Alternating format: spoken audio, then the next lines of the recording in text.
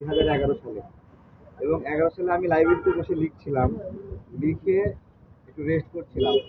আমি লাইব্রেরি থেকে বের হওয়ার সময় আমাকে ধরে নিয়ে গেল।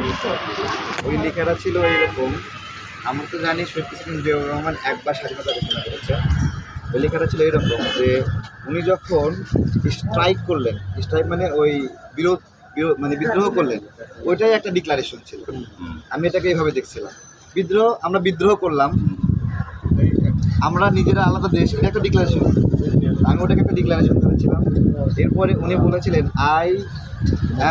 উনি নিজে প্রেসিডেন্ট বলেছিলেন এবং দেশের অভিভাবক পরিচয় দিয়ে করেছিলেন। এরপরে আওয়ামী লীগ নেতারা ওনাকে ডেকে নিয়ে আসে যে এভাবে বলা যাবে না, নেতা আছে আরেকজন, তার নামে বলতে হবে। তখন তো এই 3 টার্মে এটা সঙ্গেই চেঞ্জ করে দিয়েছিল, পরে চেঞ্জ করে এবং আমাকে ওখান থেকে সাথে উঠায় নিয়ে আসা। তারপরে মনিরুল হক সাথে তাদের কর্মীরা, নেতা কর্মীরা সবাই আমাকে এখান থেকে আবার মুক্ত করে।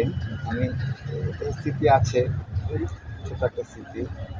2011 সালে আমরা কোটা আন্দোলনের কারণে ভিন্ন রাজনৈতিক পরিপ্রেক্ষির কারণে আমরা আলাদা সংগঠন করি এবং আলাদা চিন্তা তৈরি হয়েছে, আলাদা গবেষণা, আলাদা ভাবনা।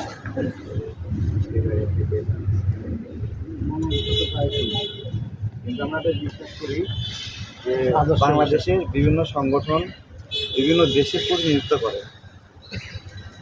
যেমন আপনার একটা দল আমেরিকায় আছে, ওই নামে একটা বাংলাদেশের দল করলে ওই সংগঠনের সাথে লিয়া যেত, কিন্তু বাংলাদেশ জাতীয়তাবাদী দল এই বিদেশে কোনো লিগেসি নাই এবং তারা বিপদে পড়লে কেউ আগায়ও আসে না। এখানেই রক্তাক্ত হয়, এখানেই জেল খাটি আমরা, বা এখানেই জেল খাটে তারা, এইখানেই তাদের কেউ দেখার নাই। জনগণ পাশে থাকলে শক্তিশালী, না হলে দুর্বল, এটাই আমাদের শিক্ষক। ঠিক আছে।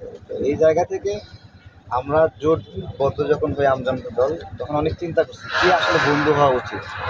তো আমরা খুঁজছি যার কোনো বিদেশি বন্ধু নাই, এরকম একটা দলকে বন্ধু করবো, বিদেশি করবো না, ঠিক আছে। এই জায়গা থেকে বিএনপি ছাড়া আর অপশন ছিল না। পক্ষ থেকে আপনাকে ভাই, আপনার বিড়ালটা কই ভাই?